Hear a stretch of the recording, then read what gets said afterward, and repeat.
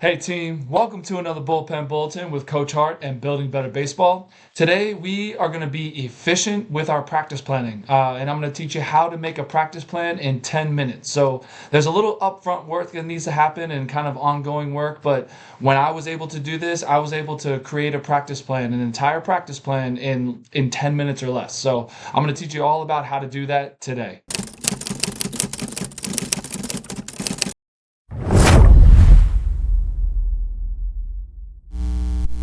And remember, I'm Coach Hart. This is Building Better Baseball. This is the best place for baseball education. So let's create an efficient practice plan. All right, so the first thing is some preparation, right? Like the upfront work that I was talking about.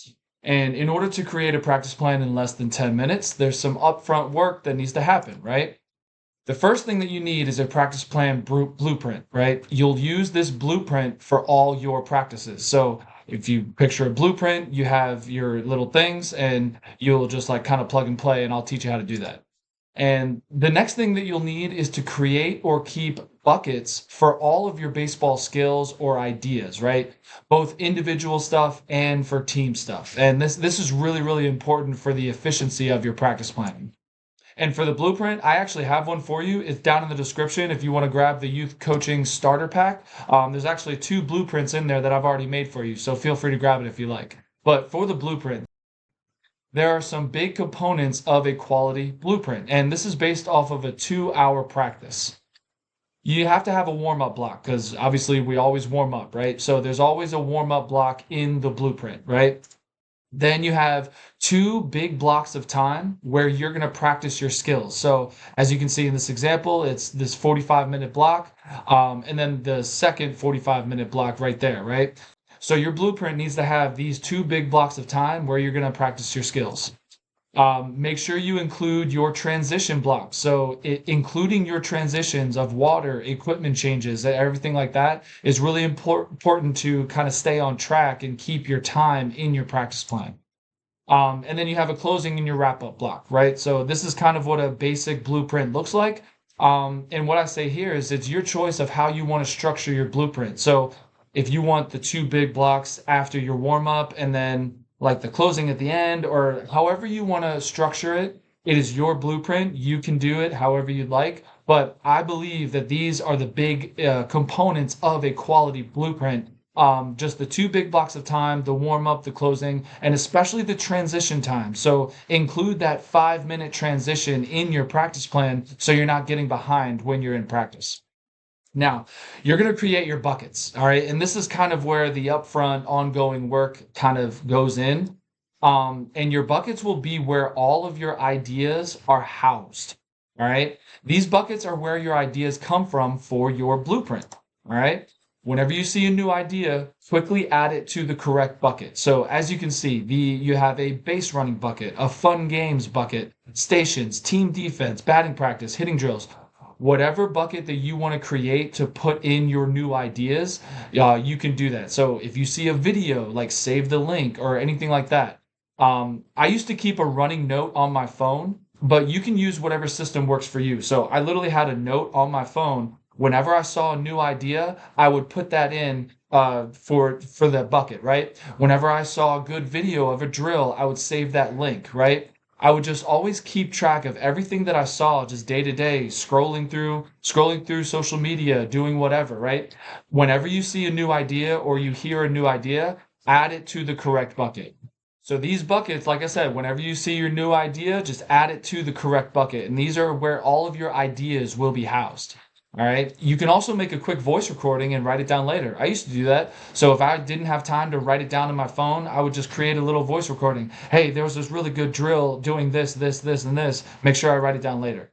All right. So it can be really efficient, really quick. But whenever you see a new idea anywhere, you just quickly jot it down and put it in that correct bucket. And like I said, you can make as many or not as many as buckets as you like. You can make a bucket for anything you like. So, but the most important thing is that you create your buckets where all of your ideas will go. And day to day going through, whenever you hear a new idea, add it to that correct bucket.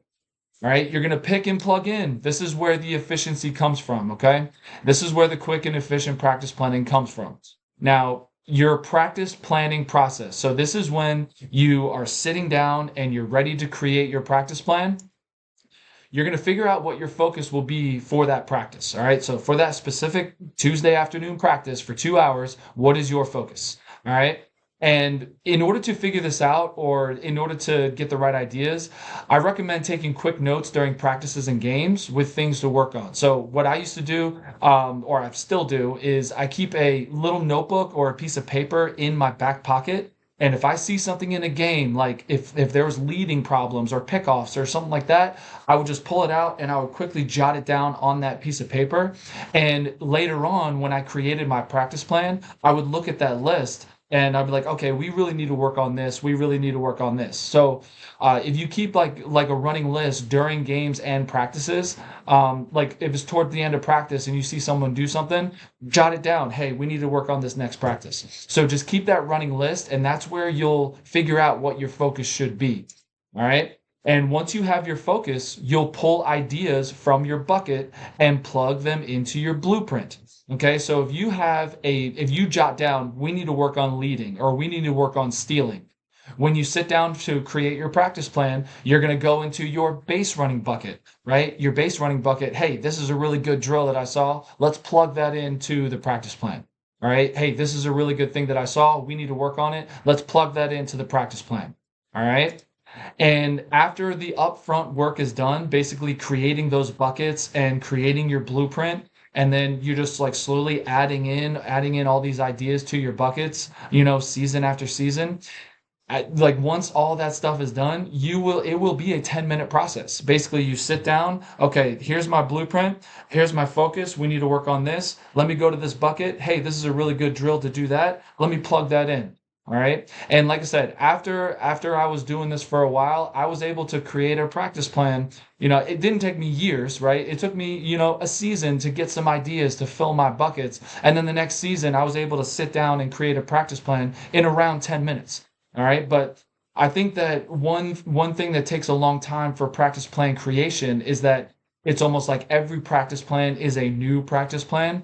And if you get the idea of just having the same structure of your blueprint, because that also helps your team, right? If your team knows, okay, we have this warm up and then we're going to do practice, we have this big block and then we have a transition for water and then we have a second block. If you do that consistently, that's really good for your team too, to just kind of know your system and know how you coach, right?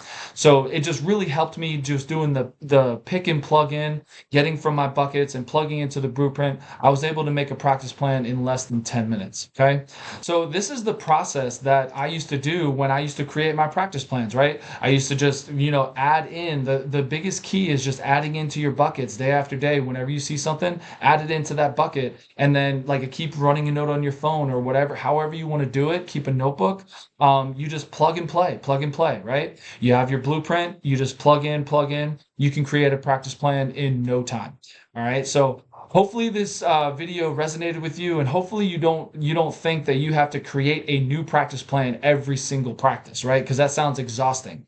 All right, let's get efficient with our practice planning so it's not a full hour or an hour and a half trying to create a practice plan, right? Just get a blueprint, have your buckets, have your focus, right? Pull from your buckets, plug it into the blueprint. It's done in 10 minutes. All right. So hopefully you enjoyed. Remember, I have a blueprint for you. All right. I have a blueprint for you down in the youth coaching starter pack. There's also a video with tons and tons of drills so you can start adding to those buckets so you can get a head start on that. All right. So down in the description, youth coaching starter pack, grab it if you like. So hopefully you enjoyed. Remember, I'm Coach Hart. This is Building Better Baseball. This is the best place for baseball education. I'll see you in another video real soon.